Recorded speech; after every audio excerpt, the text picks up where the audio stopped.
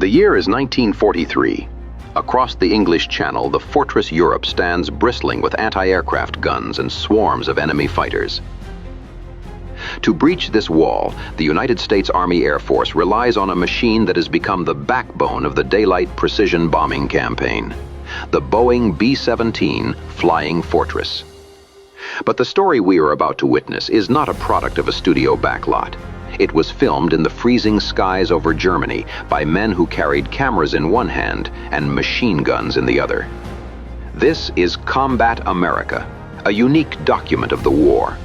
It was commissioned not for the marquee lights of Broadway, but for the gunnery schools back home. The intent was clear: show the young cadets exactly what they would face at 25,000 feet. The narrator and producer is none other than Captain Clark Gable. Swapping his tailored suits for a shearling flight jacket, he flew 5 combat missions with the 351st Bomb Group to capture the reality of aerial warfare. Look at the aircraft themselves. The B-17 F and G models featured here are rugged beasts. You can see the evolution of survival in their frames. Early models lacked the chin turret, leaving them vulnerable to head-on attacks by Luftwaffe pilots who quickly learned the fortress's blind spot. Later versions, like the one seen in these reels, bristle with 13 machine guns. We see the waist gunners standing in open windows, fighting frostbite as much as the enemy in an unpressurized fuselage where the temperature drops to 60 degrees below zero. The footage captures the brutal rhythm of the mission: the early morning wake-up, the tense briefing, the struggle to assemble into tight combat boxes to maximize defensive fire. We see the contrails, vapor trails that mark the passage of thousands of horsepower, and the deadly black puffs of flak that can tear a wing off in an instant. This is a study in logistics and courage. It shows the ground crews, the unsung heroes who patch the holes and load the bombs, ensuring that the big friends can fly again tomorrow. Combat America is a testament to the synergy of man and machine, a raw, technicolor glimpse into the crucible of the air war.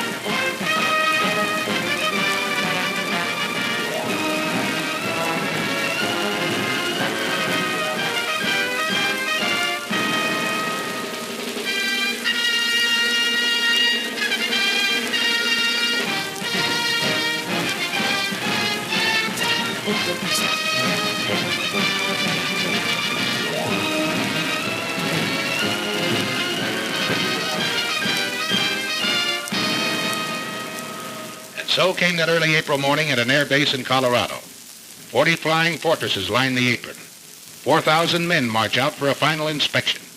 They've trained long and hard with these ships, the 400 men who fly them and the 3,600 who work to keep them flying. Now the 351st Bombardment Group is ready. By the dawn's early light, it assembles for overseas combat. You're on your way, Joe. This is it. With his staff, Colonel William A. Hatchie, Jr. looks over his 4 squadrons. You feel the old man is proud of you. He finds no fault with you today, nor you with him. You'd fly his wing to hell and gone. Sergeant Philip J. Halls, top turret gunner from Springfield, Missouri. He feels that way. So does his pal Kenny, Sergeant Kenneth L. Halls, ball turret gunner from Perkins, Oklahoma. Related? No. They think they might have been several generations ago back in Germany, but now, just 2 guys with the same uncle, Sam. Meet their pilot, Lieutenant Theodore Argyropoulos of Redding, California. Argy's brother is in the Air Corps, too. Their dad was born in Greece.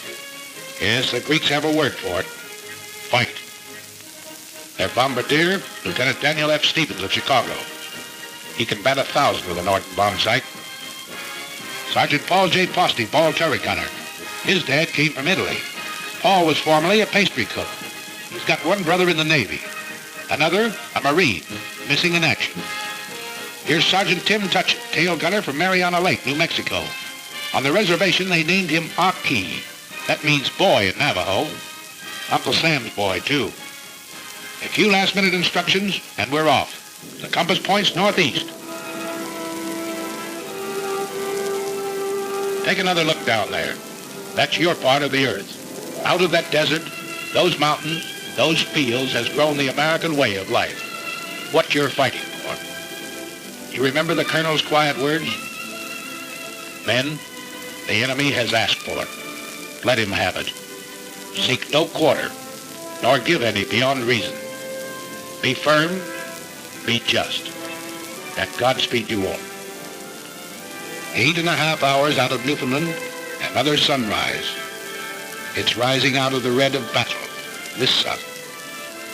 But 40 more B-17s, 3 minutes apart, have roared across the Atlantic night. The Irish coast looks up to say, top of the morning. And a lake in the Ulster Highlands gives the navigator a checkpoint. Off the Scottish coast, Dernya Craig is a signal for right rudder south, across the English Midlands.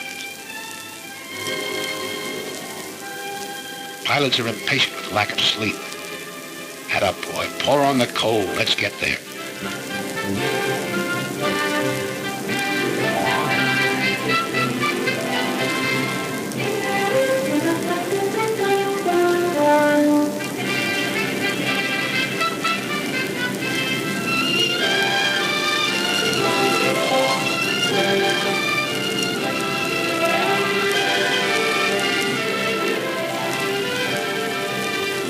Yes, it must have been a lot different when the wings carried swastikas instead of these big white stars.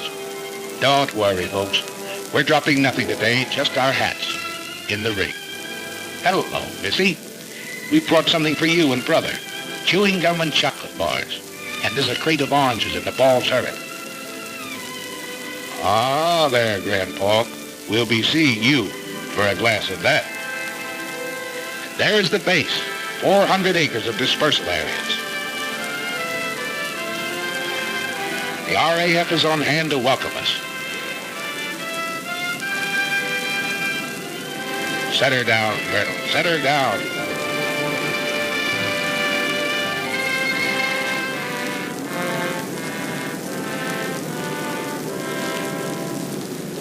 The 351st becomes part of the 8th Air Force. We've reached the battlefront. The combat crews move into English barracks. They give them those simple, quiet names for which Americans are famous.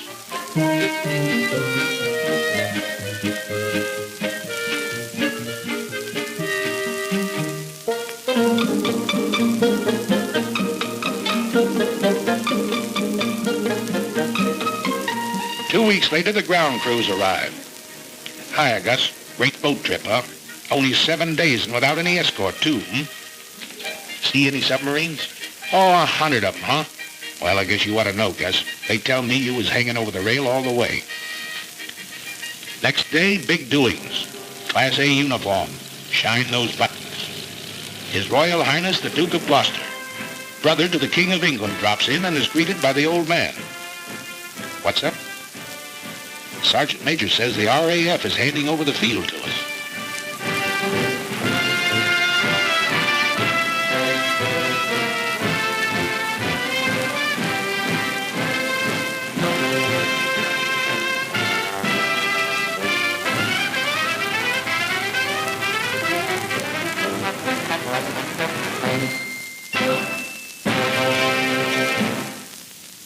On behalf of the Air Ministry, I hand over this aerodrome complete with buildings and equipment for your safekeeping. It gives me great pleasure to accept this station on behalf of the United States Army Air Force.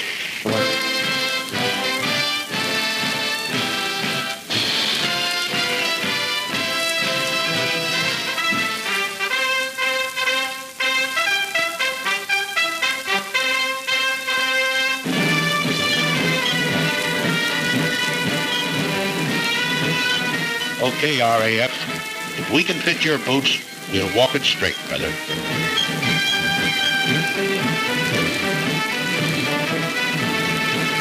Another surprise visitor, General Arnold himself, doing a world inspection flight.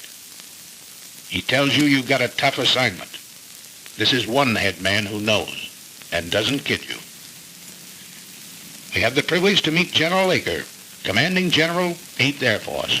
Hi, sir. Yeah, glad to see you.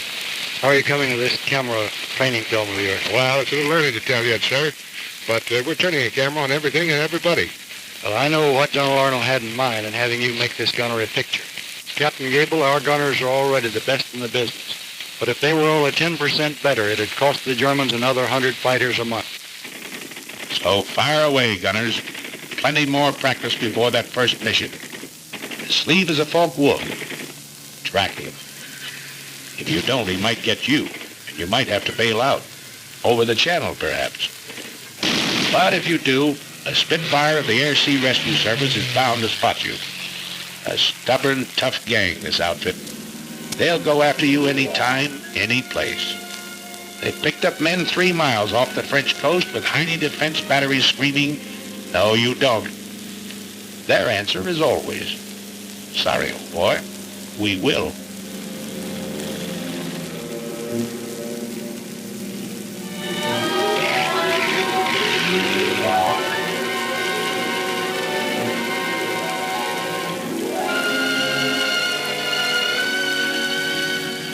You work on your identification of aircraft. Over here, it's with a real McCoy, such as this captured Ju-88.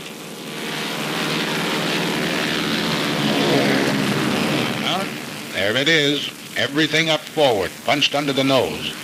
But the Canadian pilot says it's a sweet flying ship. Yes, sir, a dangerous all-purpose aircraft. Or the Heinkel 111K. He's a bad hombre, but he makes good airplanes, gentlemen. These will be a happy sight in days to come. Your fighter escort, that big barrel nose job, circled in white, your own American P-47, the Thunderbolt, side by side with a graceful spit. These are what you don't shoot at. You hear daily lectures on security given by Major Scott, your Scotch-born intelligence officer. Let's stop kidding ourselves. This flying field is only 20 minutes from the battlefront. The dumb spies have all been shot. The smart ones are still living. And you may run into one of them tonight at the Red Lion pub. And if you go to the pub, remember, £1 is not $1, but $4. And that equals 20 shillings. 1 shilling equals 12 pennies, which equals 20 cents. 1 English penny equals 2 American pennies. And don't throw your pennies around. Major, seems to me the paper in its power is not very durable. What do you mean durable? Laugh at this one for 20 years.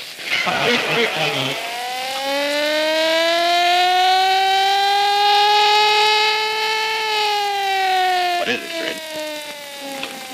What is it? One of those bitter lessons you learn in training. Flying close formation in rough air at low altitude is no good, gentlemen. Save that for high altitude, when you're headed for the target.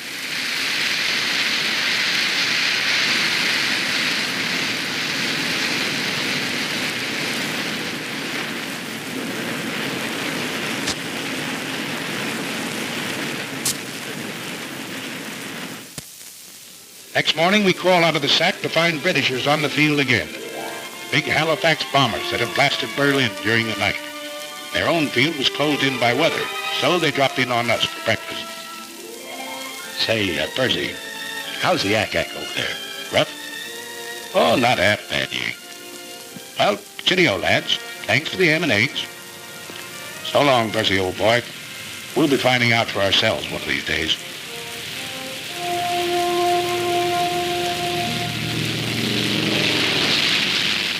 That day arrives. The order comes over the teletype.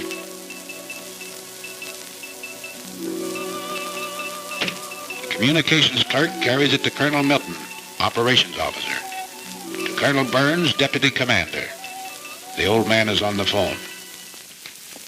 Then in the briefing room, And summarizing, remember your route in to this DR point where you go northeast to avoid this flak area.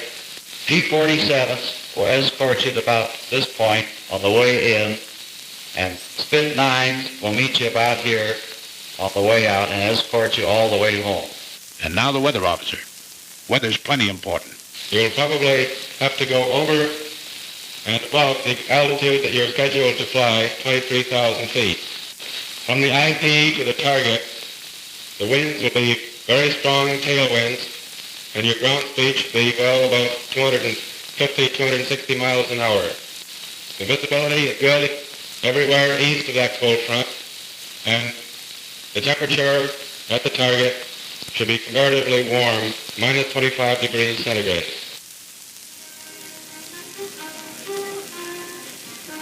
Today is your baptism of fire. If Lieutenant Argyropoulos ever felt responsibility, he feels it now.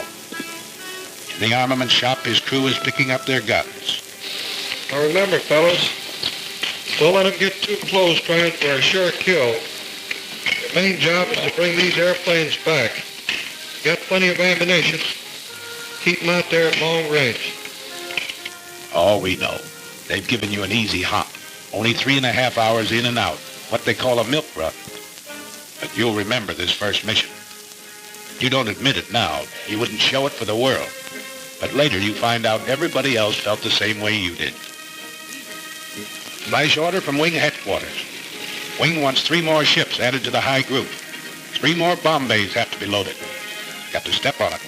Positions in the formation change.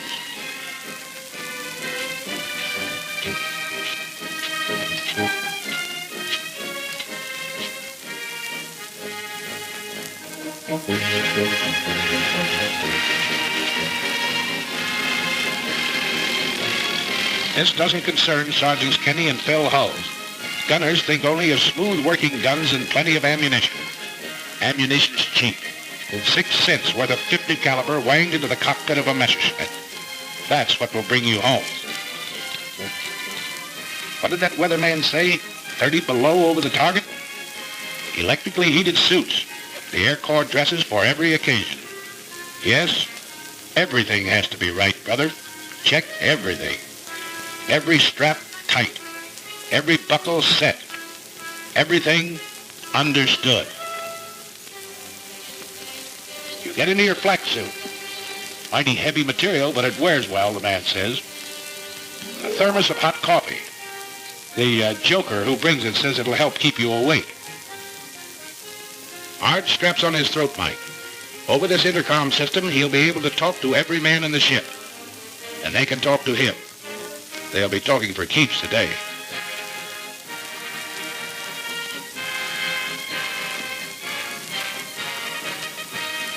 Well, that flare from the tower ought to be along any minute now. There it is. Start engines. Colonel's already been on missions. Seasoned outfits. Today, he leads you on your first.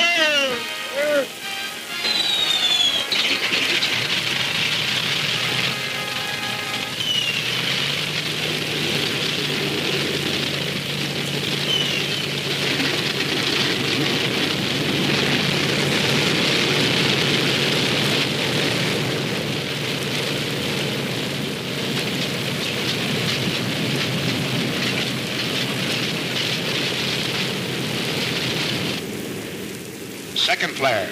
Start taxi.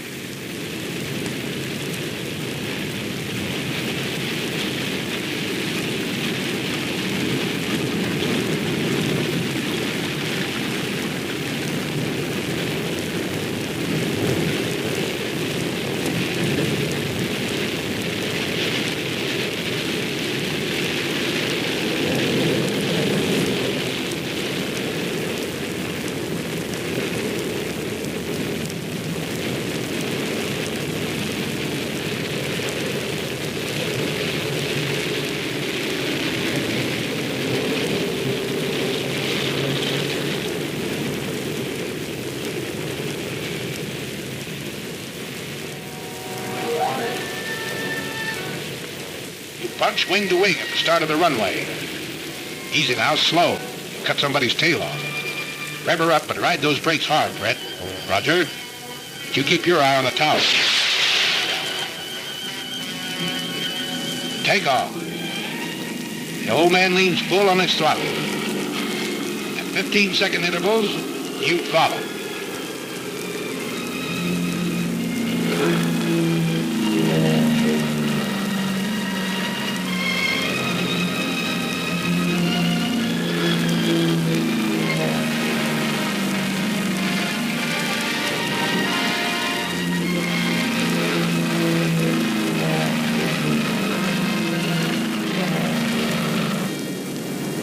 Form over the feet. You're on your way.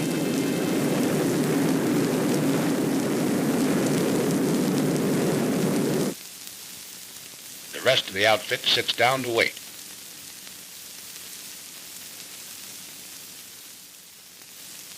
Go ahead, Mike. Your deal. Come on, I cut. Oh, okay.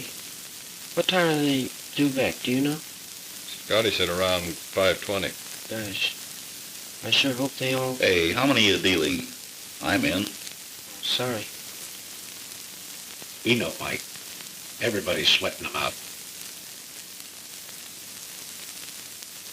You mean what's coming over those trees, Major?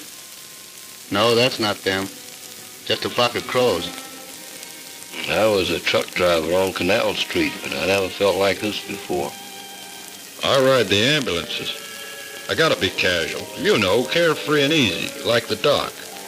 Listen, wise guys, talk to us. The ground crew for each ship. We'll tell you how to feel. Okay, here they are. 1, 2, 3, 4, 5, 6, 7, 8, 9, 10, 13, 14. That's the stuff. 17, 18, 19, 20. Here's the old man and Jenny.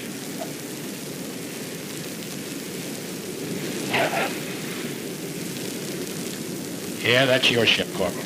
You can uncross those fingers now. 627. That's Joe Frischholz. A little hot, Joe, but you're a hot pilot.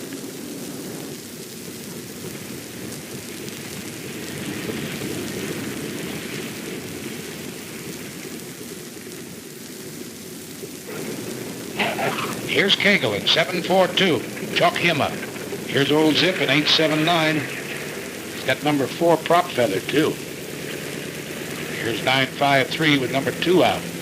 And look, Jim couldn't get his bomb bay doors closed either.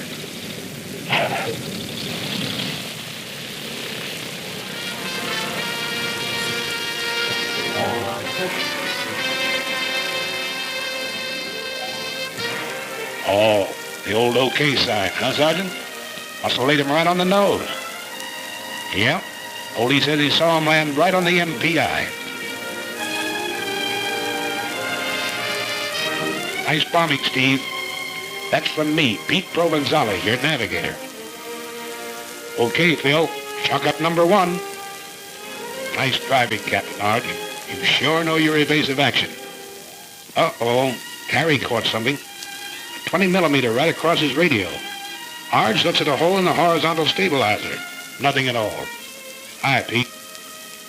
Come on, let's stow these guns and get to interrogation. Yeah, you're feeling pretty cocky. Nobody blamed you. It's great to get that first one over with. But this one was pretty easy, remember? You got a lot more to go. Longer ones, tougher ones. Take it easy, boys. Take it easy. Back from the raid comes Major Louis Nowak, Group Surgeon.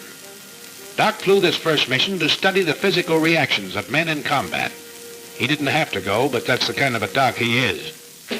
And today, on the walls of the officers' mess, begins the chronological record of the group's success. Coutray, a German fighter base in Belgium. Annie doesn't live there anymore. In the meantime, we find Kenny and Phil cleaning their guns in front of the armament shop. Hello, Captain. Hello, fellas. Well, how was it? You know, Cap, I don't think those Germans like that. Are you ready to go again? Sure. Gotta get this thing over. Did you learn anything you didn't know before? Plenty. At home, they told the Jerry's made most of their attacks on the tail. Today, most of them are on the nose. Yeah, most of the time I had my turret pointed at 12 o'clock. It must have fired 1,000 rounds. Let's go all these guns, Ken. All set? Yes, check those guns. You got plenty more use for them the next 2 weeks. Emden, Kiel, Wilhelmshaven, St. Nazaire, Bremen. And every swastika stands for a Hun pilot that asked for it and got it.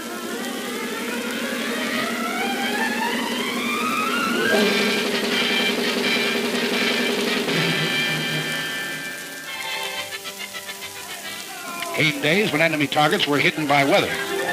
So the more energetic of you found relaxation in peaceful combat, while the more studious men discussed tactical charts and maps, or something. Could you give me a pound of 10 on that? Good.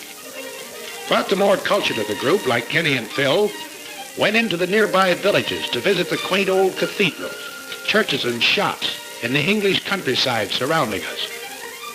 Or on days when they were confined near the base, the old cathedrals and shops would come out to see them.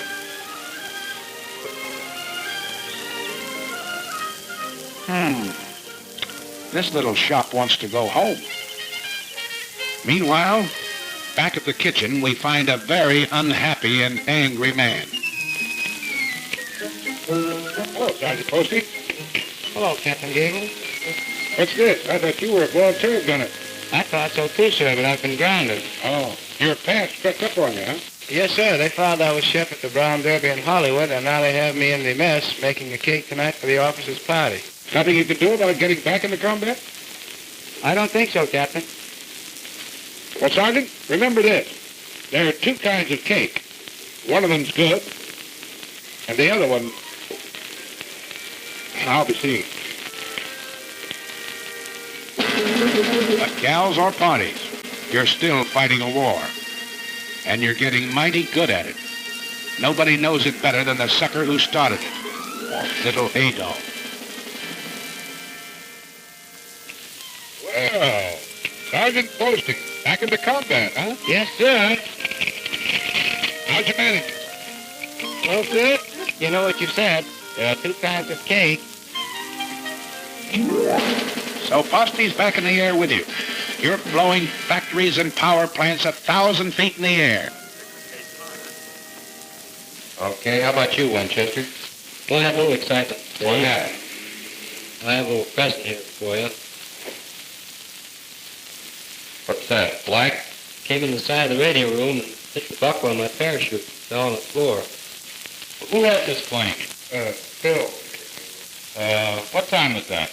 It was about $1,600. $1,600. Where did it happen? You know, that's what happened. Well, it's right here, just east of Boston. East of Boston. That's right. We'll confirm that. Well, I saw it. I confirmed it. After he fired it, came down and passed underneath their left wing and exploded right underneath them. Nobody bailed out. When you hand out punishment like this, you've got to take some, too. The day you got back from over Villa Coublay, just outside of Paris, was plenty rugged. Signal flares. That means wounded aboard. What's tough about it was you had to bring your bombs back. You couldn't drop them. When you reached the target, you found it closed over by weather. That's an order when you're flying over France. No indiscriminate bombing. Just German installations.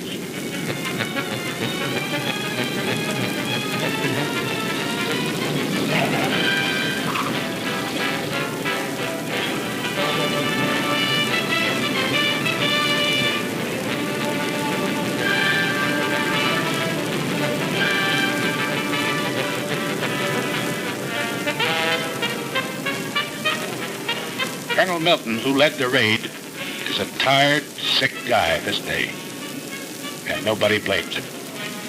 He had to fight his way 3 hours in, 3 hours out, under constant attack by over 200 Messerschmitts and Focke-Wulfs.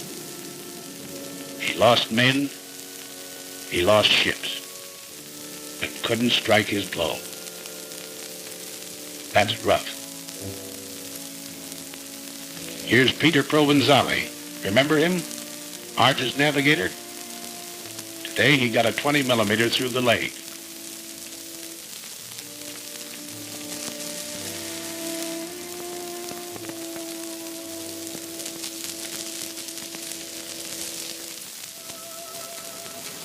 Control cable shot in two, but some wounded gunner wouldn't quit.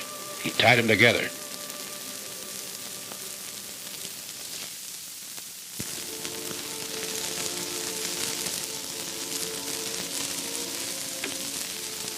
Who's in there? Both waist gunners, huh? The docs are working on them now. One's pretty bad.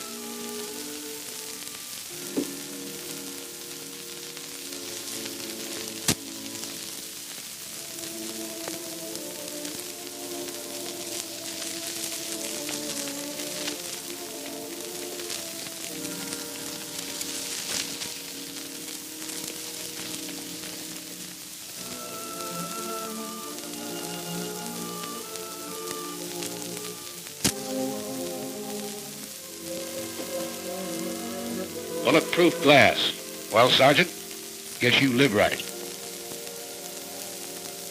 Yes, the bombardiers with their first aid kits had plenty of work today, crawling back through the bomb bays trying to keep a steady hand in the rough going.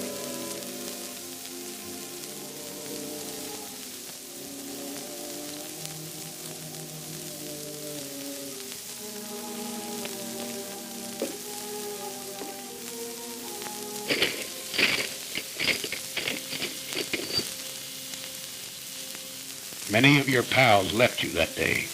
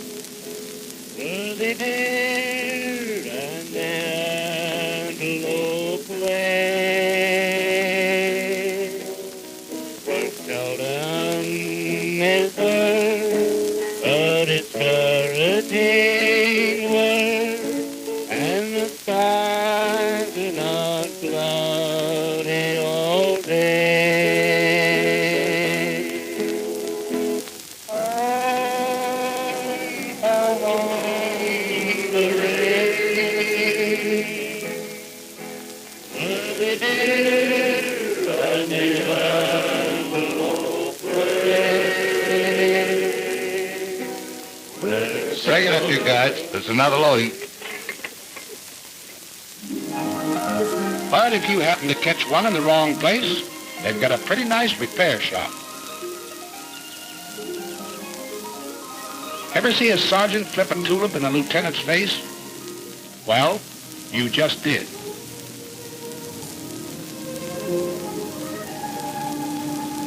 Yeah, while the gang at the base carries on, you can take it easy for a while.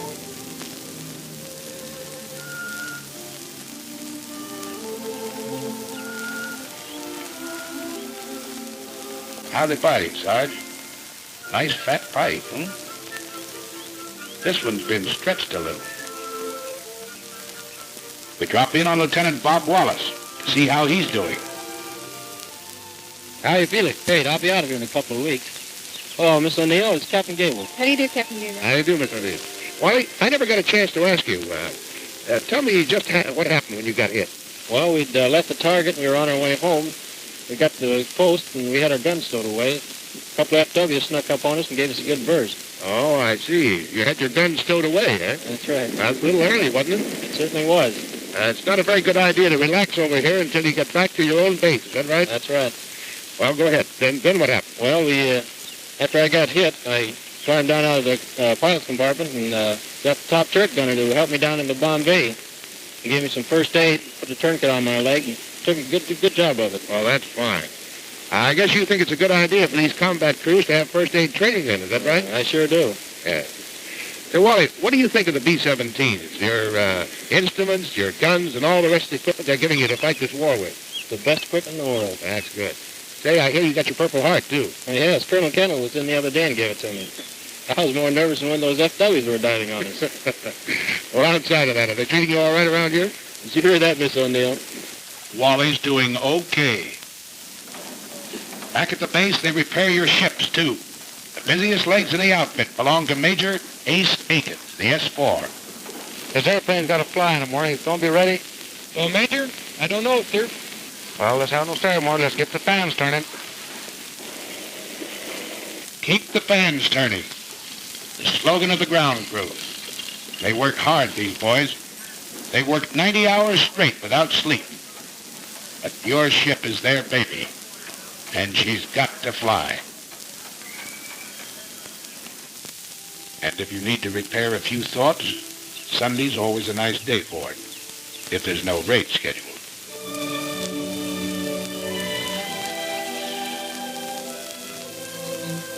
What do you know, kid? This church was built 900 years ago.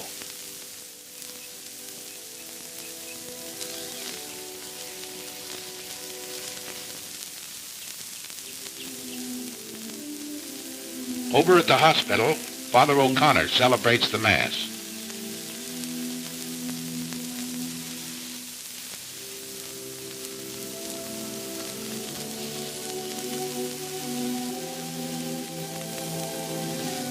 The boys receive Holy Communion. Here's Pete Provenzale. He's leaving the hospital tomorrow.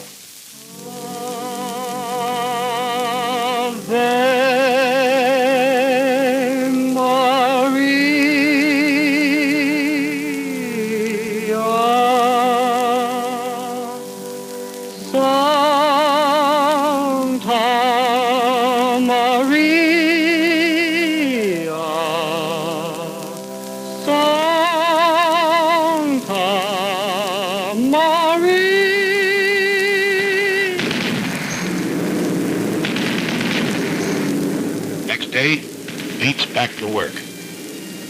The outfit's back to work. The 351st is still flying, Adolf.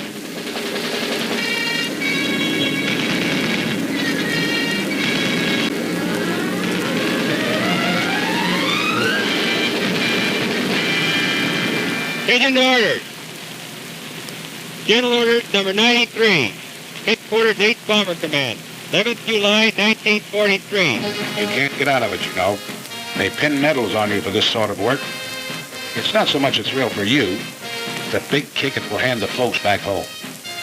The Silver Star, the Distinguished Flying Cross, the Soldier's Medal. Dad, Ma, and that certain girl. They'll cut out the glippies and drive the neighbors nuts. Bombardier Stevens, the DFC, because he's been batting 1,000 over Germany. And one to Pilot Peters. He had to ditch in the channel, but his coolness and courage saved his crew. Bill Hawes gets 2 clusters on his Air Medal for straight shooting. DFC to Tim Tutchin. A Focke-Wulf and a mountain lion? No difference, he says. The control wires were shot in 2, so the DFC to Sergeant Del Conte, who tied them together, his hands punctured with flak. A Silver Star finds itself next to Provenzale's Purple Heart. He refused first aid till the Jerry fighters quit and stuck to his gun. The day the group led the wing over Schweinfurt, Colonel Hatcher was air to him, the Silver Star. And the DFC to Kenny Hawes. Colonel Gross is smiling because Kenneth was having a Coke in the PX when his name was called. Are you forgetting your 5 confirmed Jerry, Sergeant?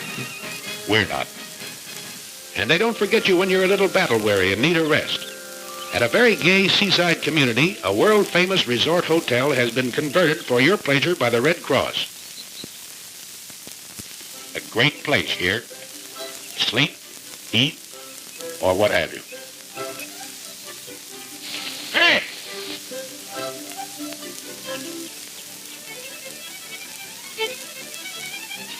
Not on your life, Clark. None of that here. Oh, but look, Arch, just a few shots. Oh, we're here for a rest. Right, you guys? Right. Well, all right, then how's this? I'll follow him around with a silent camera for 1 day. They won't have to say a word. Good deal? Good deal. An English Surrey with a fringe on top. Nice fringe. Carry you to the old swimming hole.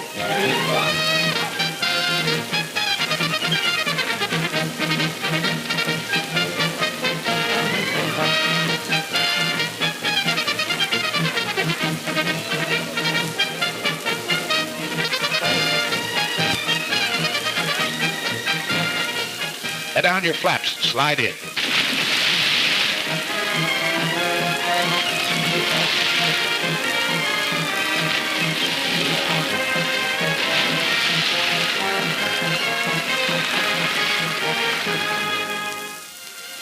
Now let's see what the boys back at the base are doing. Why, they're getting a few laughs, too. We'll let the man who's handing them out tell you about it. Hello, everybody. This is Bob, somewhere in good old Jolly Hope, laying a few eggs for the boys that really know how to lay them. Yes, sir, this is one of the happier cow pastures that we worked in over there in England. And look who's dancing. You know, I used to dance with Fred Astaire, but we couldn't get girls. And right here you see Jack Pepper, who's here through the courtesy of his draft board. This picture's a little dark, I understand, but after we were there a couple of weeks, we got a little braver and we started to work with the lights on. This is really a great, great crowd out there tonight. And I understand Rhett Butler is on the fringe of the crowd. They tell me that they stopped him from flying in those B-17s. They claimed his ears held the plane back. Nice little scene. Shows Pepper trying to get his expense money. Look at that mob. You should have heard him cheer when Francis Langford walked out and when Tony Romano played the guitar. Yes, sir, you'll never know how this bunch of boys picked up our morale. And again, the weather breaks over the continent, and the handwriting on the wall spreads your story. You're into the third panel now. You've been out 8 days in a row and done a doubleheader over France on the 9th. This man's Air Force is piling it on. 2 combat wings have been added. 2 air divisions formed. So you're not very surprised when General Aker comes that day. Something big is up. He goes into the briefing room to confer with the old man and his staff. They call in the squadron commanders, even the flight commanders. What did he tell them? Your 4 squadron COs. They know, but don't talk. Just grin a little with excitement. It's something big, all right, because the bomb dumps have been getting plenty of heavy stuff lately. And a loading order came through this afternoon. Stand by. More than that, wing racks. We're really going to pile it on.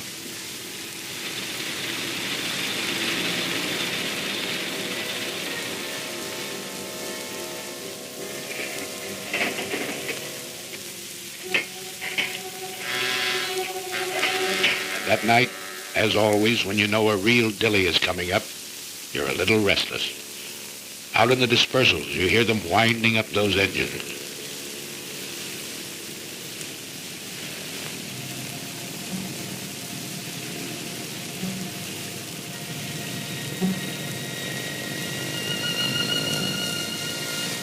That's all right, ground crew.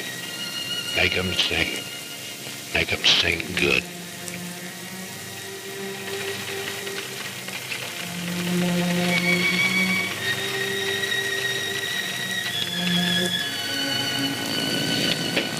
All right, you guys.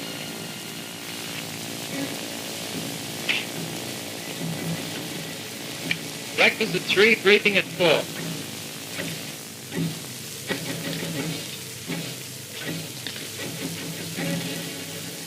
Okay, man. For security's sake, anyone know what the target is for today? Saint it there, Russell?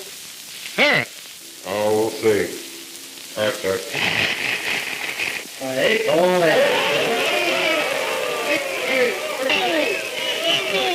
Sprechen Sie Deutsch?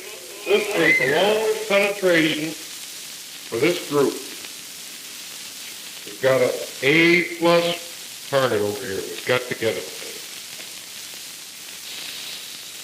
Okay, gentlemen. Stations are at 5:05. Start engines 6:05. Taxi at 6:15. Take off 6:30. Got it? That's all. Okay, man, let's go get the turret and we'll take the jet.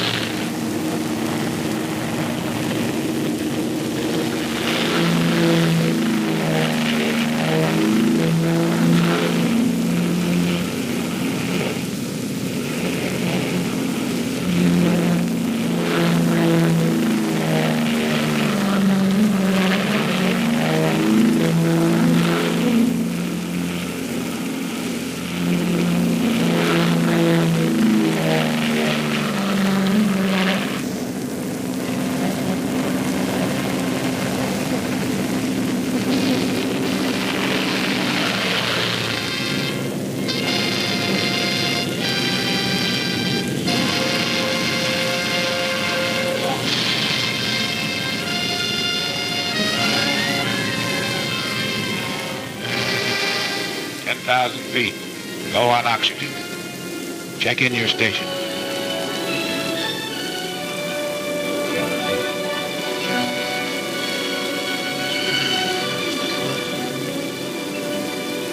At the designated splicer point, still over friendly territory, you rendezvous with other groups.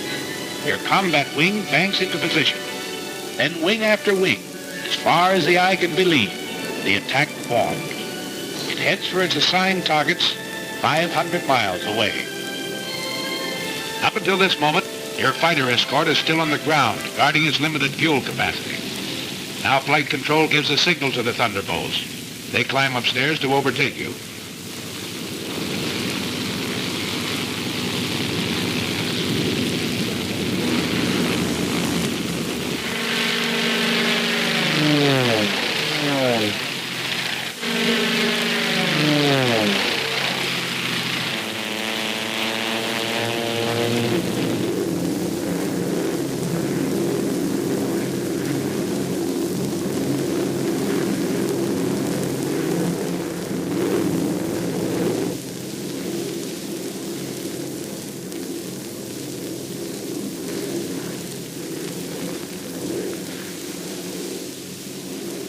Fighters, 3 o'clock low. Watch it. That should be our escort. You're right, sir. 47s.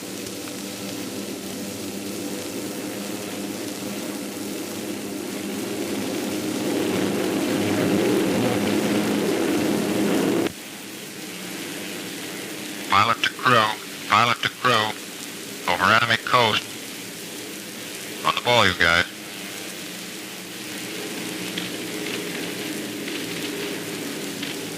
Hey, get a load of that flag. Can't they throw it any higher than that? Where do you want to have it? In the Palm Bay? Why don't you lean out and smell it? That's right, you guys. Laugh it off. Right now, a bum joke goes better than 2 fingers of rye. Around 3 hours out, Arge looks at his watch. He knows it's time for the fighter escort to turn back. All over the ship, you watch them leave. You're really on the ball now, because you know that enemy fighters will appear any minute. They know exactly where you are. They've been watching the stratosphere condense off your wingtips, giving you away in long trails of magnificent treachery.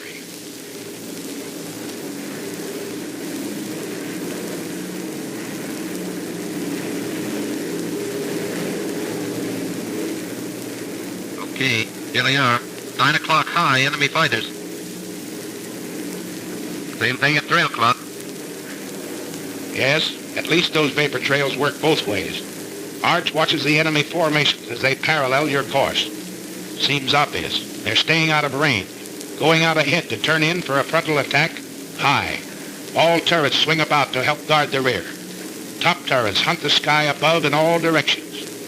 There's some more out there. Keep your eyes peeled. Now it comes. The enemy pours in at you from every point on the dial.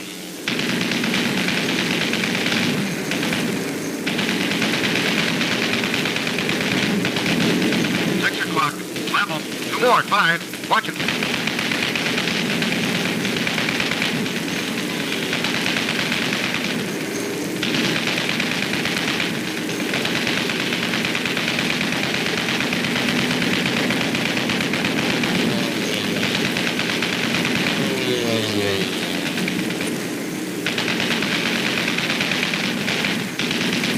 Get that one at 3.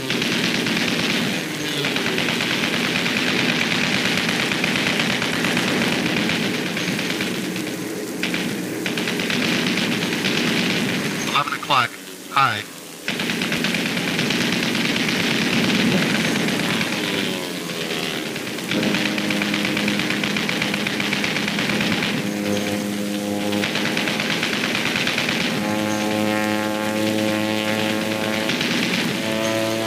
Level. No, he's going low. Here he comes up.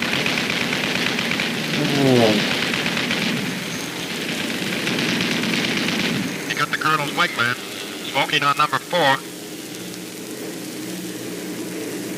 He's going out, and down. Check the shoot, you guys.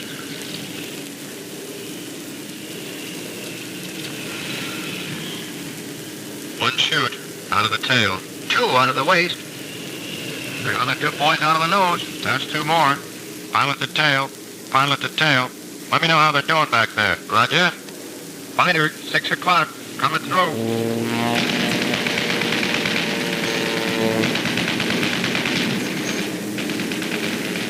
11 o'clock. Low.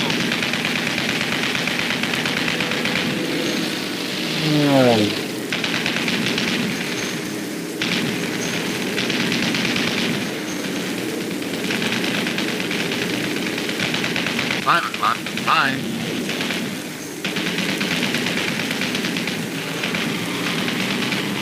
Just one out of the high squadron. Yep. No chance there.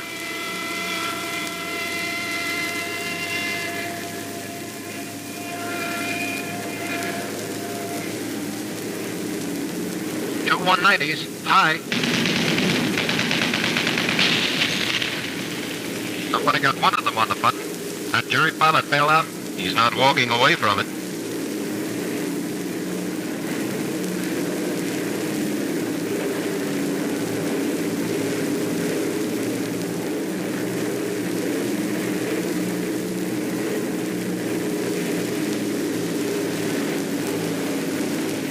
Still they barrel in at you.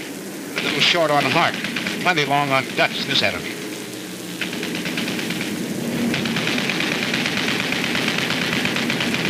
Another 17 hit. And again you have to close the gap in the formation.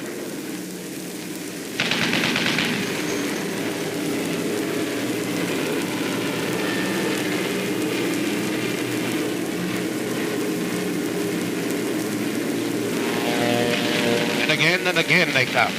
12 o'clock high, 4 o'clock level, out of the sun, and up from the ground.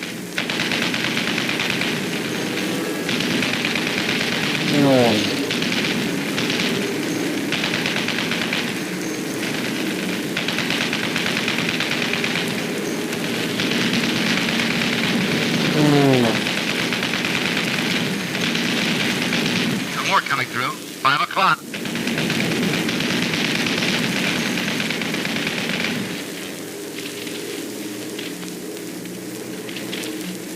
Crossing another flak area.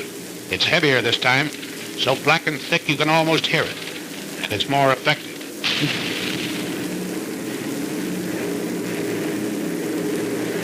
Shorty's been hit in front of number 4. Cover them all you can, everybody.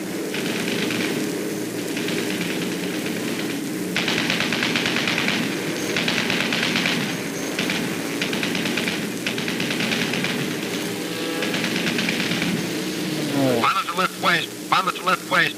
There's another one working Shorty over. Can you help him? No can do, sir. Out of range.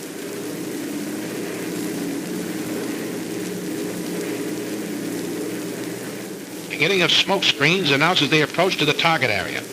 The enemy's been caught off guard. He's trying to cover up. Too late. In desperation, through his own flak, the final Hun fighter makes a pass at the low squadron. He's driven off, but still... Did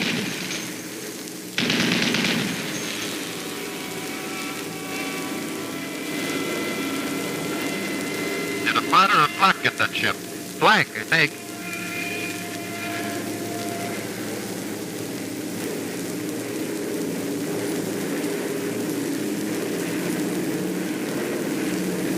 There it is, the flare out of the lead ship. The signal for the bomb run.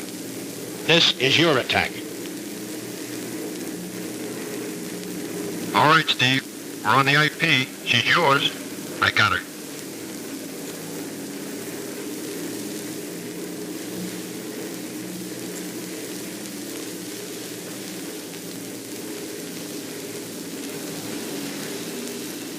Lobby doors open.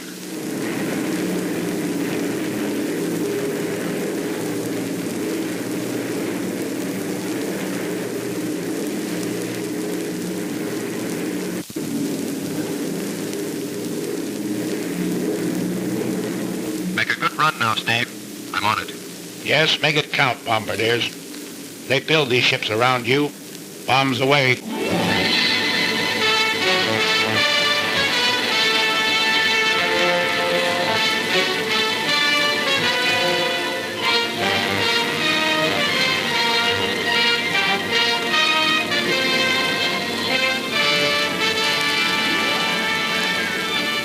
Lead group picks out its MPI in the dock area. Let's go with the heavy stuff and the big incendiaries. The high group heads for the industrial section and hands out the same medicine.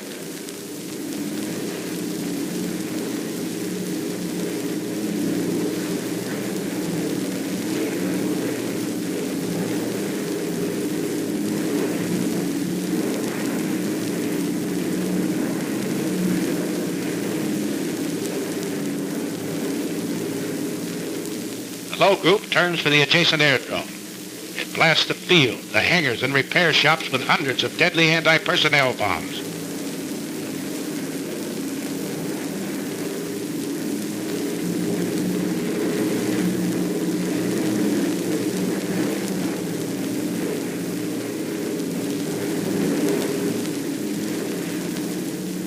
A nice pattern, bombardier. Good deal.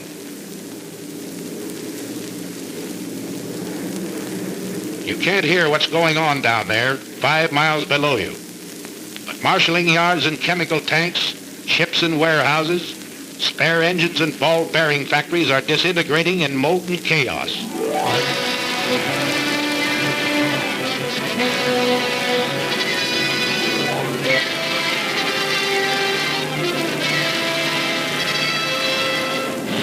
It's thunder out of the Alleghenies, Adolf.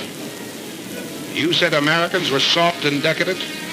Well, here's a red, white, and blue headache that'll help you change your mind.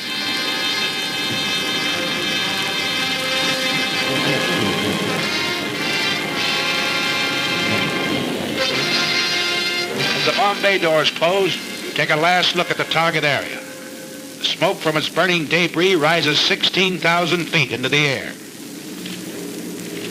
More flak. The aim's still good down there.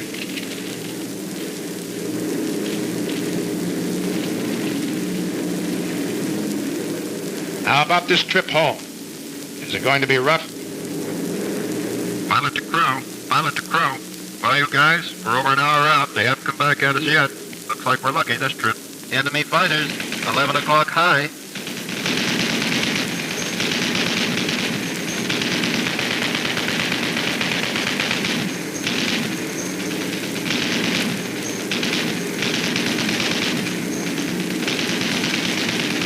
Another 1 o'clock high.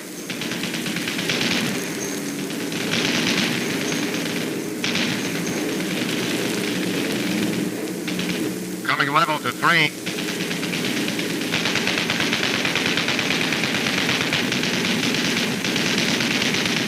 4 SWs, 8 o'clock high. Don't want it. Elaine, 110. 12 o'clock high.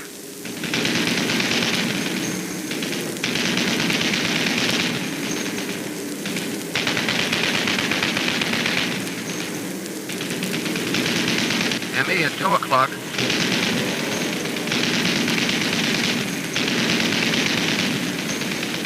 I got him. I'll say you did. He isn't bailing out either. Another 110 at 10 o'clock. He's yours, kid.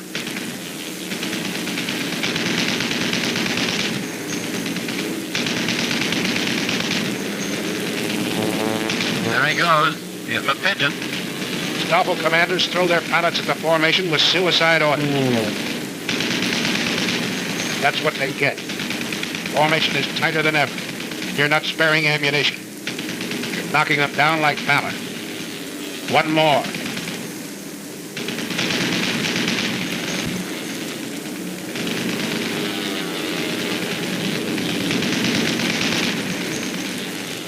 And another.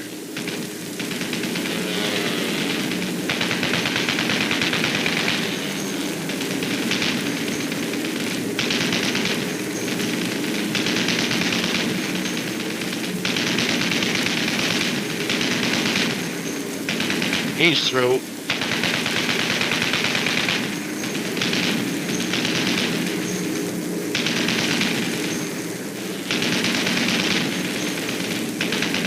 Here's one right behind him, Steve.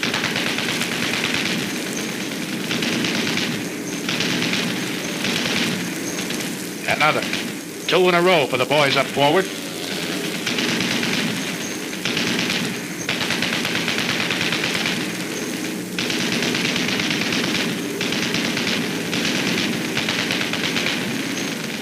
That's mine. You see him, kid? Sure do. I'll confirm him all right.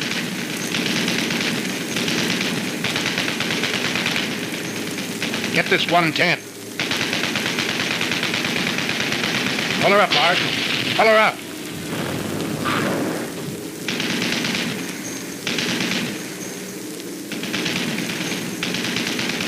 FW, 3 o'clock. Big time, Joe. Hold your fire on that one eye. That's a spit on its tail. Yeah, our fighter cover got here.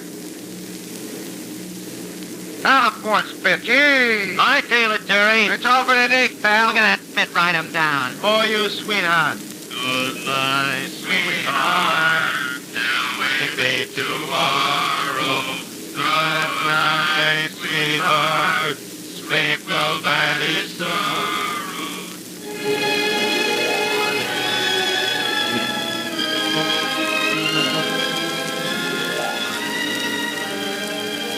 Your shadow on the undercast. The pilot's rainbow. Mission's end, but not the end of the battle. Fighting men from Maine to California still have a long, tough rainbow to travel. But they're looking the enemy right between his eyes. They're fighting him the American way, their American way of life. Enemy of America, look at these men. They're not gonna lose, brother.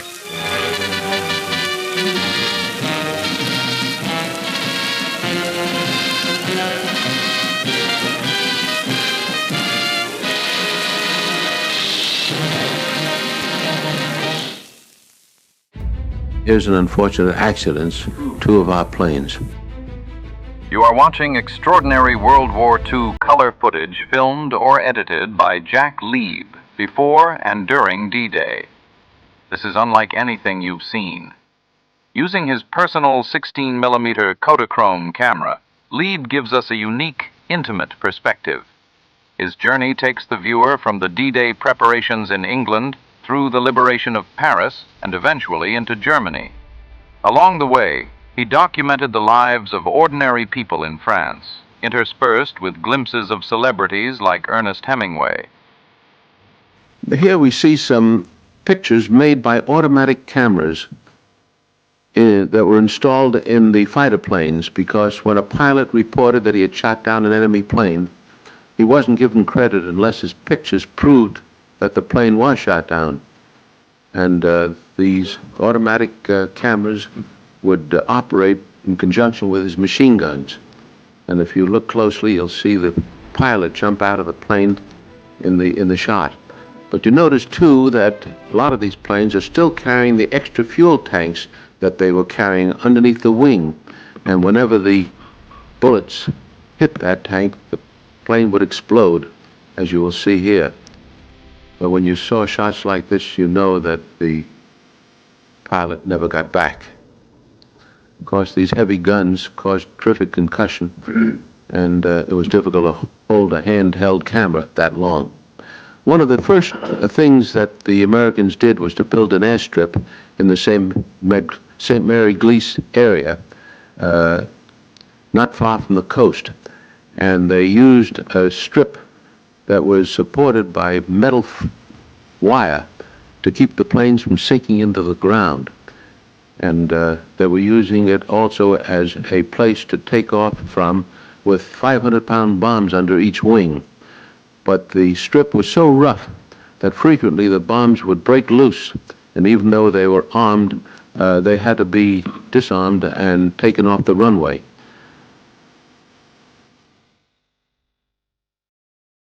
These are P-47s that they were using here, and there's one carrying a bomb under each wing to attack the enemy deep in behind the lines.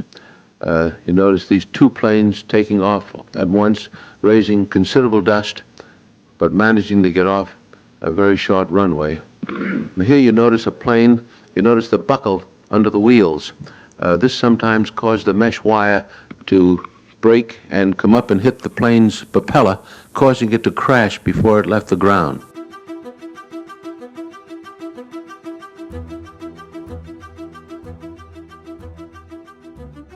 One place that intrigued me was my first trip to London and the House of Parliament in Big Ben. Now, these pictures, you must remember, are more than a quarter of a century old. Now, the thing that amused and entertained our boys who were stationed all over England was Westminster Abbey. And there were quite a few Americans who came there to see the sights and see Westminster Abbey. And these are the scenes that I wanted to photograph on one Sunday afternoon. Another area that intrigued me was Marble Arch. Marble Arch on one Sunday afternoon was full of people. You must remember that London was being bombed almost every night in this particular time. And I was photographing these speakers that were addressing the crowds. Every speaker was speaking on a different subject, but the police stood around and watched, and as long as there were no arguments, any strong arguments, nobody was hurt. And the people in the audience were arguing back with the speakers. But these were just typical shots of how we passed the time waiting for D-Day. Most of the children who lived in England, or a great many I should say, were sent out of the city. But a lot of them had to remain behind. But in spite of a war, they managed to find entertainment.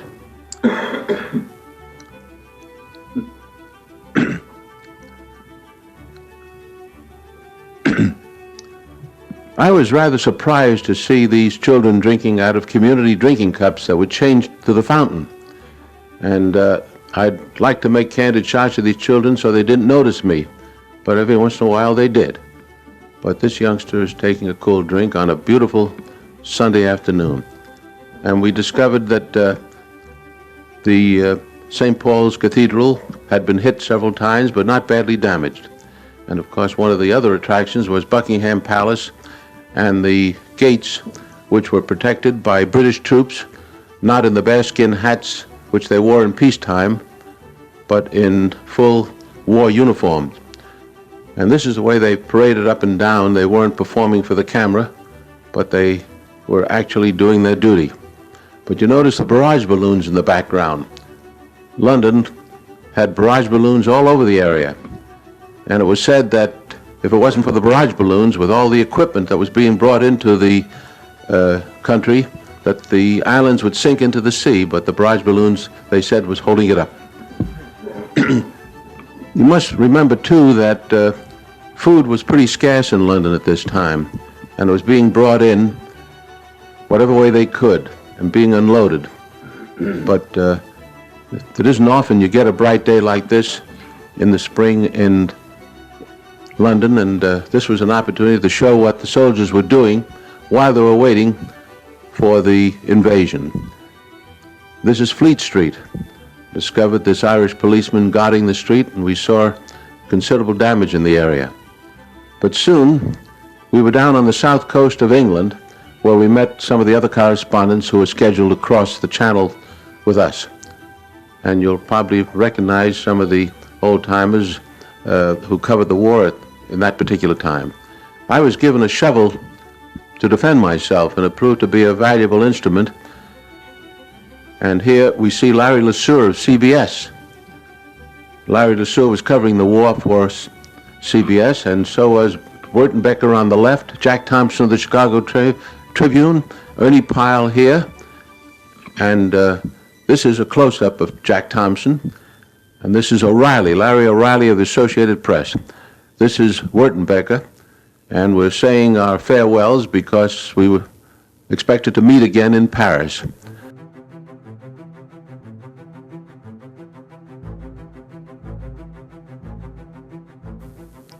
Here on the left we see Clark Lee of INS and Bill Stoneman, who came from Chicago, from the Daily News. And several other of the correspondents were being boarded aboard a military truck to be taken to the south coast. And we went through small British towns, and life was going on as usual. The people were in the marketplace buying food, and as though nothing was going on. But after a 150-mile ride, that's how we felt riding in an Army vehicle. We found Plymouth was pretty badly damaged. A lot of the buildings were completely destroyed, but this was found all over the area. Soon we were approaching the dock area, and we found these American jeeps ready to be boarded aboard landing craft, and you notice the bars that are attached to their bumpers. And they're designed to cut wires that the Germans had a habit of putting across the road that would sometimes cut off the head of the drivers. We weren't allowed to wander around the area by ourselves. Each crossroad point was under guard of both an American and a British soldier. And if they wanted to see what you had in your bedroll, you had to show it to them. But this is the care that was taken that the secret of the invasion be kept as long as it could.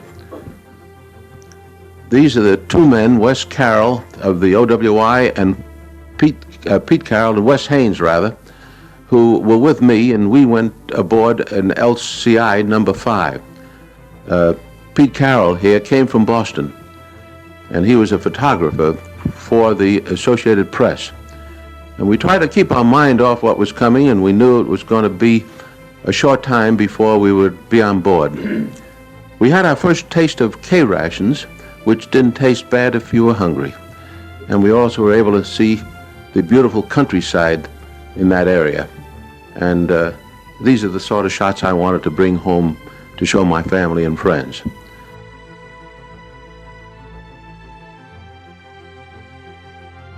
Pete Carroll was using some of his film to make a few shots himself. And soon we were down at the docks. And there we found units of the 101st Airborne Division carrying everything they could carry by hand, boarding landing craft that were so heavily laden they had to be pushed off the docks by trucks, as you see in this manner. And these men were being taken out to larger craft and boarded for the invasion. And here we see several units carrying grenades, bazookas. They didn't have an opportunity to load this aboard jeeps that were not fully available at this particular moment. We were aboard a fleet of LCIs, and here shown with the commander of the invasion group in the center, and the captain on the right, rather the captain of our ship, Lieutenant Patton, was in command of the LCI number 5, and we found out that he participated in several invasions in the Mediterranean area, and we felt rather confident that he knew what he was doing. But we stayed aboard this ship for almost 5 days. This is the commander of the squadron. I remember Lieutenant Patton's name well because we were with him for so long. Wes Haynes was trying to get ready for the trip into Paris. I think he was premature. And these are units of the 101st Airborne Division aboard our landing craft, amusing themselves. And I don't have to tell you who this man is imitating. He was a Notre Dame football player at one time, and I was told later on that he was killed in the action. Of course, every ship had a mascot, and ours was no different, but the boys provided for their mascot's welfare with the making of a life preserver, just like the ones that they wore themselves. And then one afternoon, Lieutenant Patton briefed the crew and told them that we would be sailing that afternoon. And they let out a cheer because this is the job they were waiting for. They wanted to get it done and go home. And here we see the LCI number 4 with the commander moving out into the channel. And this was a tremendous sight to see ships from one end of the horizon to the other. Ships of all kinds. They tell me there was well over 1,000 ships. But even so, we thought this was just another exercise. As we continued on, we felt that we'd be turned around, go back and try again another day. But when we continued on into the night, we knew it was the real thing. At one time, we had a bit of a scare. They said there was a submarine in the area, and one of the DE boats threw some bombs into the channel. And they exploded, but we never saw any attack at all. Here are some scenes actually taken close to the beach, where the ships made a right-angle turn and headed for the area where we were to land.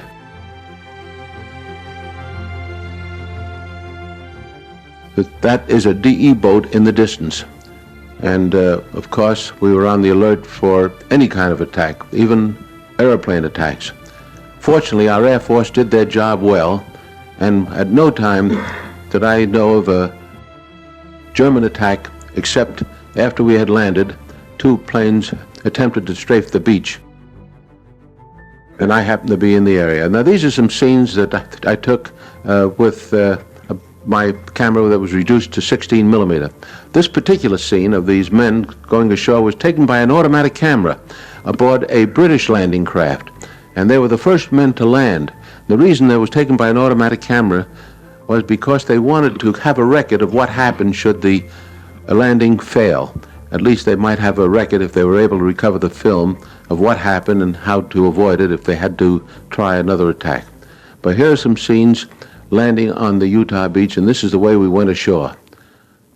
This is, again, is at the British beach, but you notice the men didn't dash ashore after being aboard a landing craft for 5 solid days. They just walked slowly and cautiously, fearful of bombs and mines that were sown in the area. You notice they had their rifles wrapped in cellophane. But this is the way we had to go ashore. And I needn't tell you that a lot of the boys didn't make it. Here is Pete Carroll and Wes Haynes carrying our own equipment, and the ship is grounded on the beach. The section of the beach we were on was being attacked by enemy fire, and in the previous shot you could see a bomb actually land not too far from where we were. There it is again. And the bulldozers were trying to clear roads to let our jeeps and tanks move forward. And even though it was June, the area was quite cold, as it usually is in that part of Normandy. Of course, the men dug their foxholes a little deeper, and we had the good fortune of finding a concrete wall which helped serve as protection. But even now, we're taking some of our wounded back to the beach so they can be transferred back to England. But when the tide went out, the ships could not come in close, or those that went aground had to wait for high tide to be refloated if they weren't hit. We stayed on the beach the first night and lived in a foxhole, and soon we showed some of the first prisoners taken in the area late the first day who were captured close to the beach and were sent back to England because there was no room to keep them there. This is our first command post, where General Collins on the left is talking to some of his officers. And we were able to get some of the first hot food at this place, and I didn't realize how hungry I was until I saw these pictures. There's Larry LeSueur again and Bob Landry on the right. Bob Landry was covering the war for Time and Life. And although it kept me very busy for 8 solid days, I used up all the film I had and decided to go back to France to get some more and probably to get a bath. I hadn't had my clothes off during that entire time. And my landing at England took place at a place near Bournemouth. It almost looks like the cliffs of Dover that everyone is familiar with. But it was a beautiful sight to see the coast of England and know that I could get some rest after a while. But didn't realize it at that time, but the buzz bombs would start coming over, and here we see some of them flying over the English coastline. And these buzz bombs were a terror weapon. They didn't know where they would land, but the British were quick to set up machine guns and anti-aircraft fire to knock them out of the sky, and they managed to shoot down quite a few. They even sent planes up into the sky to knock them out of the air. And of course, sometimes they did get through, and where they fell, they caused considerable damage.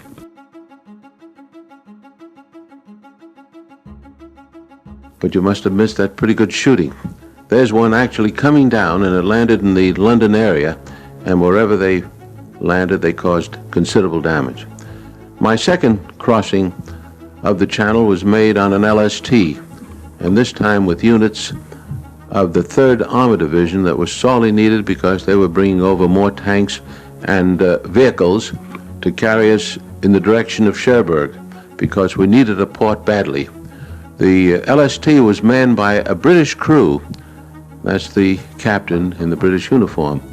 But we were in a long convoy of many of them, everyone loaded to the gills with equipment that was sorely needed. But here you'll get an idea of what the beach looked like, and these ships are actually waiting for the tide to recede so they could send their equipment ashore without going through deep water. On D-Day, they had to go through the deep water. And at this particular moment, they're waiting for the ramps to be rebuilt after a severe storm so they could go ashore without damage. Now, you can see the problems they had on D-Day because when the landing craft hit the sandbars, the men started wading ashore and found deeper water ahead, and those that had their life preservers too low around their waist turned turtle, and many were drowned. But these are units of the 3rd Army heading in, crossing the deep spot just ahead of them, and headed toward Cherbourg itself. This was a remarkable sight, and the ships were lined up as far as the eye could see, bringing supplies ashore. We needed Cherbourg badly because we thought we could use it as a port, but we found that Cherbourg, shown here, was pretty badly destroyed by the Germans themselves.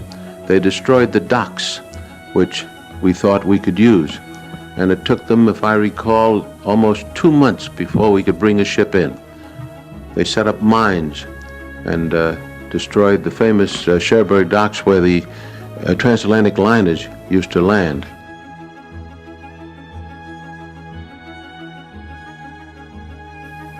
They not only destroyed the docks, but also the inland bridges that crossed the rivers that entered the Cherbourg area, the canals.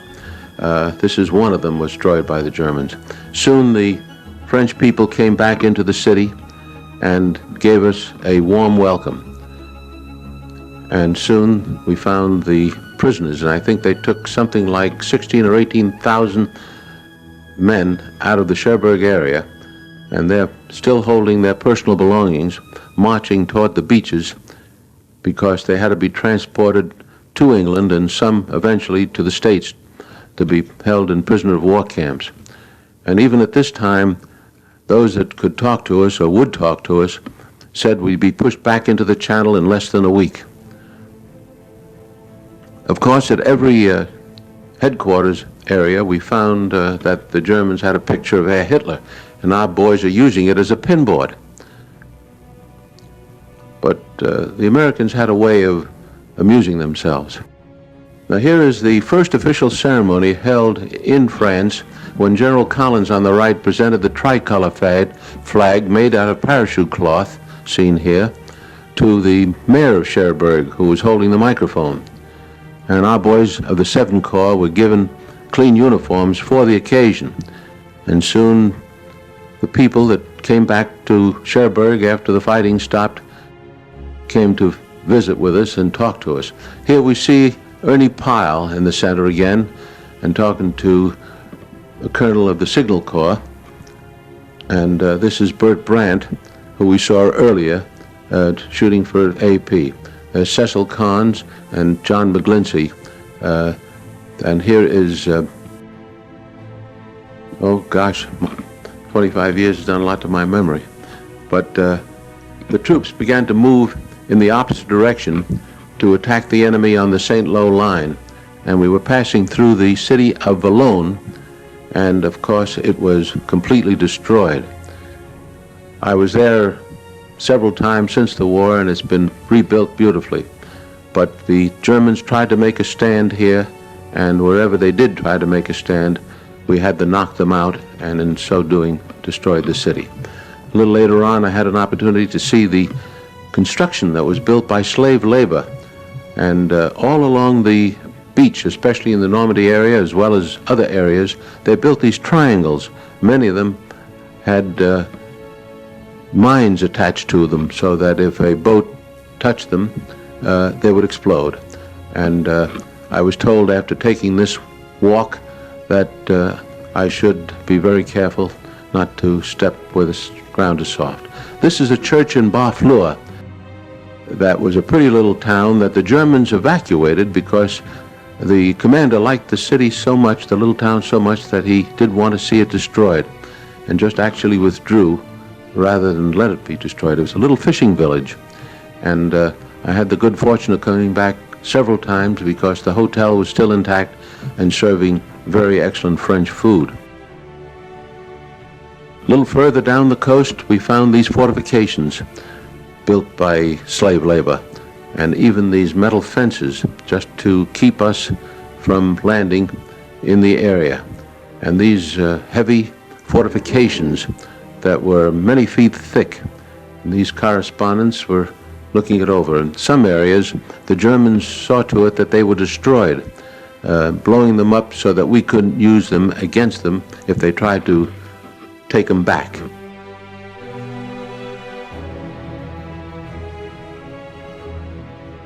They even destroyed their own weapons. But we noticed that the walls and fortifications were very thick and very strong.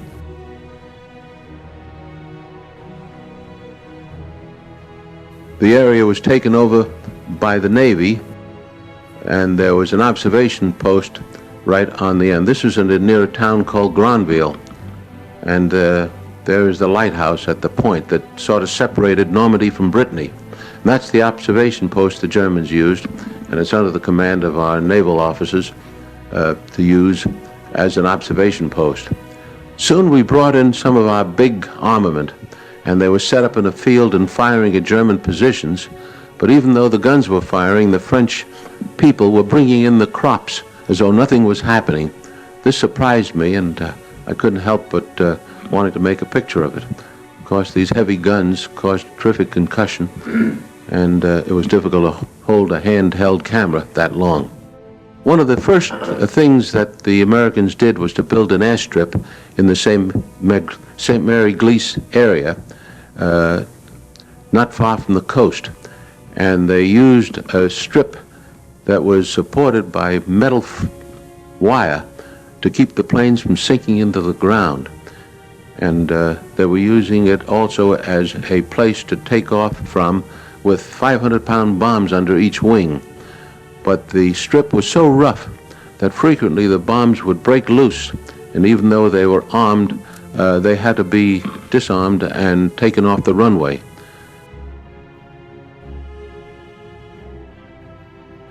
These are P-47s that they were using here, and there's one carrying a bomb under each wing to attack the enemy deep in behind the lines.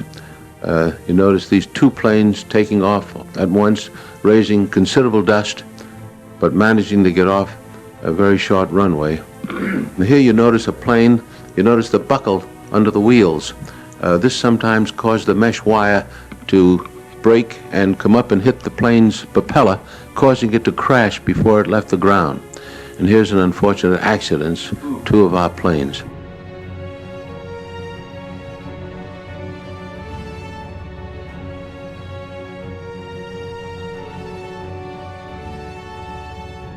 Here we see some pictures made by automatic cameras that were installed in the fighter planes, because when a pilot reported that he had shot down an enemy plane, he wasn't given credit unless his pictures proved that the plane was shot down. And these automatic cameras would operate in conjunction with his machine guns. And if you look closely, you'll see the pilot jump out of the plane in the shot. But you notice too that a lot of these planes are still carrying the extra fuel tanks that they were carrying underneath the wing, and whenever the bullets hit that tank, the plane would explode, as you will see here. But when you saw shots like this, you know that the pilot never got back. One of the highlights of our trip across France was Mont Saint-Michel. Mont Saint-Michel was on a river that separated Normandy from Brittany. And here we met some of the other correspondents. This is Bob Capper of Time magazine, and I know there's a member in the audience who knew Bob Capper. And Bob Capper was eventually killed. He was covering the war in Indochina when the French was fighting. But at Mont Saint-Michel, we found the Poulard Hotel, run by Madame Poulard. And the reason we liked the place is she served some delicious omelets for which she was famous. And that's Madame Poulard and a famous hotel in the background. And a lot of the correspondents gathered here to fight the war from this point, because we were closer to the front line, if you could call it such, than we were at our main bases. And there we see the river that separates Normandy from Brittany.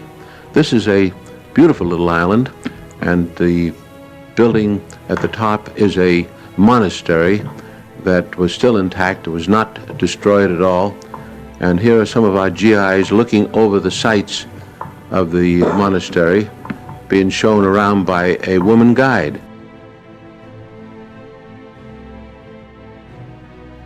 Soon we met some of the other correspondents we knew, and here we see Charles Collingwood, the gentleman on the right, with Helen Kirkpatrick of the Chicago Daily News, and Joe Liebling of New Yorker magazine, the bald-headed chap, and Wertenbecker on the extreme left.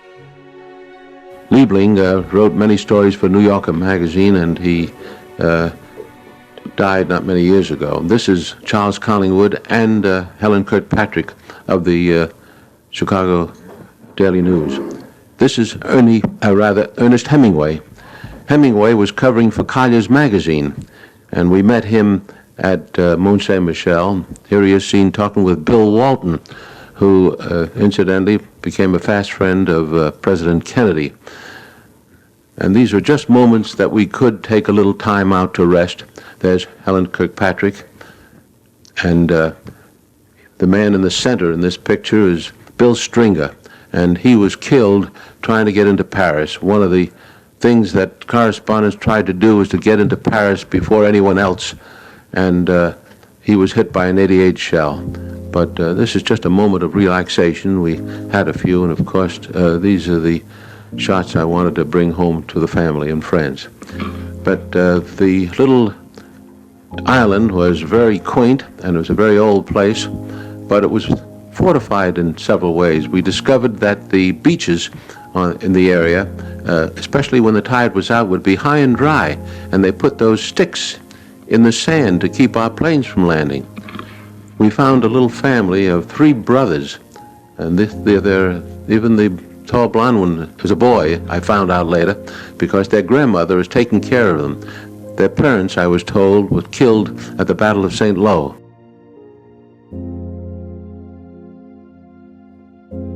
One afternoon, rather late, I walked out behind the island because as the sun was setting, I could get some interesting shots of the island from the seaside, because they have an extremely high tide here and would leave the island high and dry, but the tide would come in real fast and there was always danger of quicksand, so I didn't stand in one place too long. But the receding waters left this unusual design in the sand. We didn't stay at Mont Saint-Michel very long, but continued on deeper into France. In fact, I went into Brittany for a while and discovered that the boys had found a lake there, which we'll see in a moment. But the countryside was beautiful. It was during the summer and the crops were still in the field. But our boys, after washing out of a helmet for many weeks, decided to use this beautiful lake for a bath. They were permitted to do so because they were fighting the enemy at an area called St. Malo. And incidentally, you probably recall the Germans held out at St. Malo for many months, almost to the end of the war. The American sense of humor that helped them win the war, too. But here are some of the correspondence that we sometimes travel together, and we found a little river that proved to be useful as a bath. There are a lot of these small rivers around France, and at every moment that we could spare the correspondence. This is a group of them. That's Ralph Morse in the front, and Huey Broderick, and Joe Priestley, and of course here we see Edward G. Robinson. Edward G. Robinson was one of the many actors and actresses that came to Normandy to entertain our troops, and they held a show right in this Normandy barn that was not too far from the fighting. And I found out later that the intermission had to be called when the shells came too close. Of course, all you had to do was point a camera at Robinson, and he acted. Soon we found ourselves in Rambouillet. Rambouillet was 52 kilometers from Paris and was the headquarters for all the correspondents that came there. We see Ernie Pyle again on the left, and George Stevens, the Hollywood director, myself, and of course Pete Carroll. It was shortly after these pictures were taken that Ernie Pyle decided to return back to the States and then went to the Pacific, where he was killed. George Stevens was a very well-known Hollywood director, I'm sure you recall, and he died only a few years ago. But practically every correspondent turned out to try to get into the city of Paris. But we found, as I said earlier, that the General Eisenhower had given permission to the 2nd French Armor Division to take the city of Paris, because the important thing was to destroy the enemy, and they didn't consider Paris as a target. It would delay them if they did try to take the city themselves. They wanted to circumvent the city because they wanted to give the honor to the French.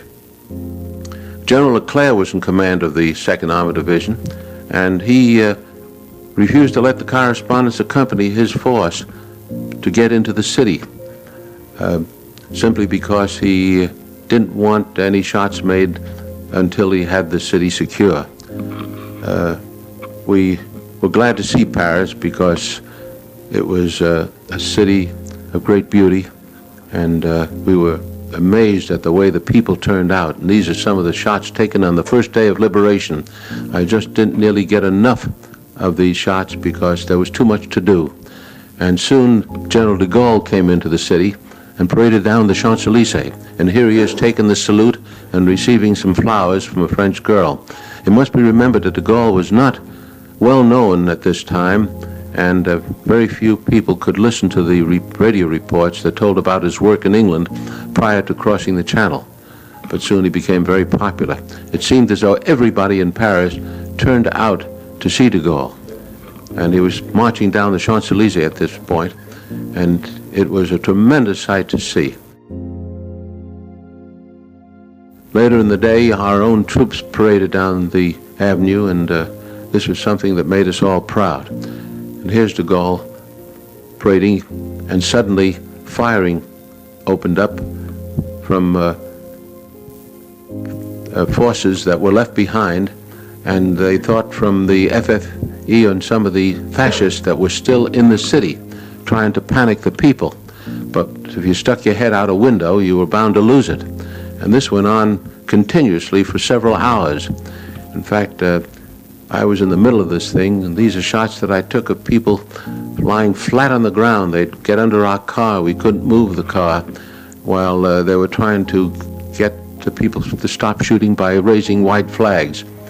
But it went on continuously, and although it was small arm fire, de Gaulle just stood his ground. Mother wasn't taking any chances.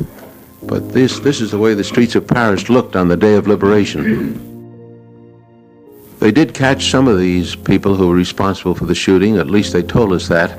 Somehow it was the war of nerves. Some of the buildings still contained Germans that were at headquarter points, and they were sworn at by the French. These are some shots made late in the day of the American troops marching through the streets of the city on the way to the front lines. Wherever we stopped, the French were there to trade champagne for cigarettes and to talk to us and find out what was going on. We were able to see the city. It wasn't badly destroyed. There was some small arms fire. The lion lost his tail, but generally speaking, all the bridges were intact over the city, and this is the Opera House. And since it was my first trip to Paris, I enjoyed seeing the beautiful city of Paris. Soon the people of Paris were out parading again along the Champs-Élysées with their newfound liberty. We discovered that the Eiffel Tower, which was reported destroyed and used for arms, was still intact. And soon I managed to get permission to go up into the Eiffel Tower and see what it looked like from up above. But there was much to be done, and even though Paris looked beautiful, conditions were very poor. The railroads were practically destroyed. There was no way of bringing in food. In fact, when we were coming down the road, we saw large trucks waiting to get into the city, loaded with all kinds of foodstuffs to support the city, which was in dire need not only of food, but of coal, because at this time it was getting pretty cold. It was late in the year, and there was no way of getting supplies in.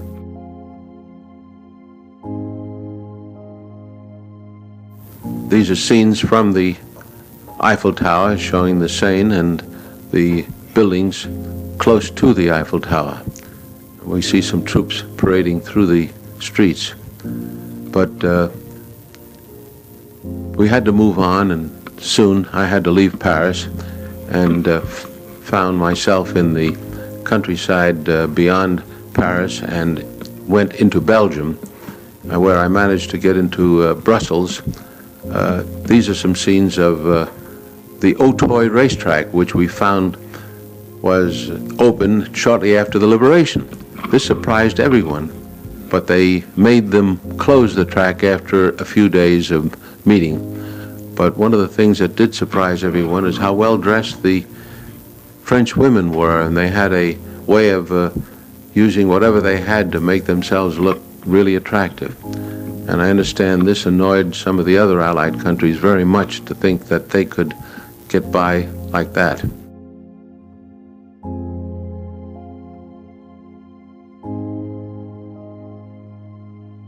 They even opened up the art galleries along the streets, and we didn't know whether they were permitted to do this prior to our getting there, but they certainly opened up for business very shortly after we arrived. We found a painter at work in the old quarter of Paris, and shortly after leaving Paris, I was in an area called the Ardennes.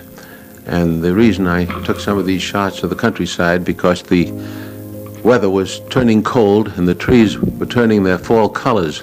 And this is the town of Houffalize, which was completely destroyed on the breakthrough that occurred and the attack on Bastogne. I was in Bastogne just a few days before the breakthrough and was fortunate enough to get out of there, not knowing about the attack, but I did think that this was a place that the enemy could hide troops, and they did.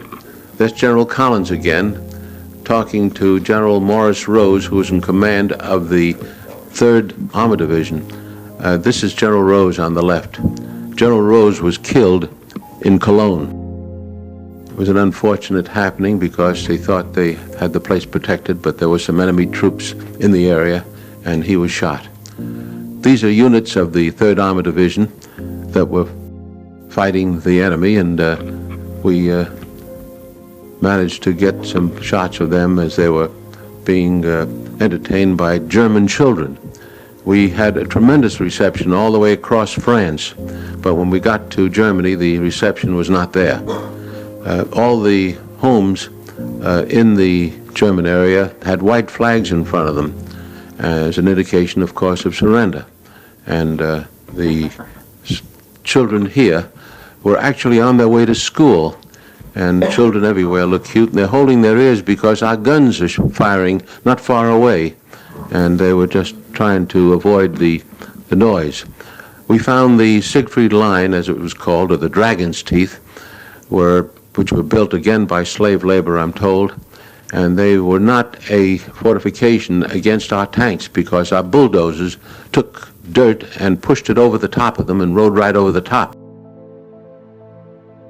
But we found these fortifications stretched out from one end of Germany to the other, because somehow they felt that we'd perhaps get to Germany, and they were trying to keep us out, but they didn't succeed, of course. The war was moving rather rapidly at some points in Germany, and soon I found myself in the town of Aachen. Aachen was under fire when these pictures were taken. That's the reason the scenes are devoid of people. There were mortar shells passing over our heads all the time, and the enemy was holding the center of the city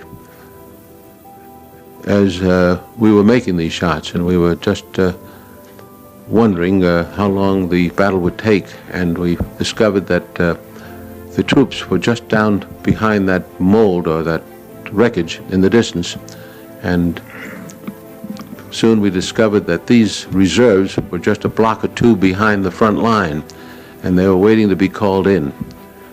I was told later on that the captain you saw in the picture a moment ago, somebody in the audience knew him and said he was killed in the action that took place shortly after that.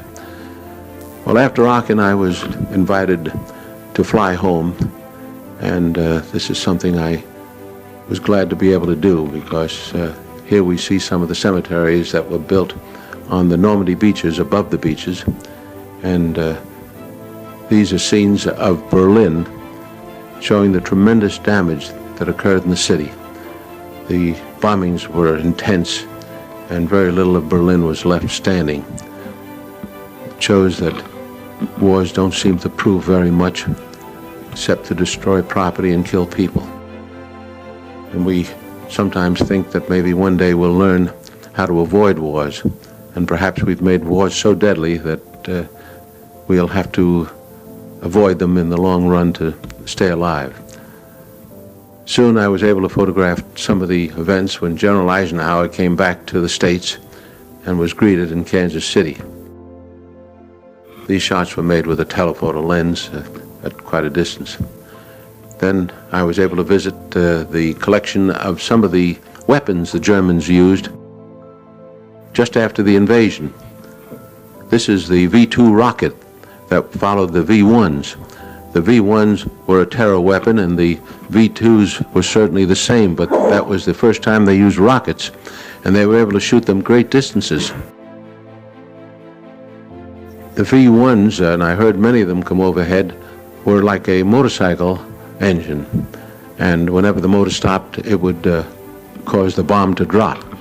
The Germans had jet planes in the air before the war ended, and here is one that they actually used, and it showed a record of many American planes, and if you notice, 42 Russians were shot down by this plane before it was captured by our side. And in this exhibit, we see one of the Japanese kamikaze bombs that was on exhibition, and one of our pilots is trying it for size. And they didn't like the idea that you only had a one-way ticket, because they were intended to destroy the target they were after and the pilot with it.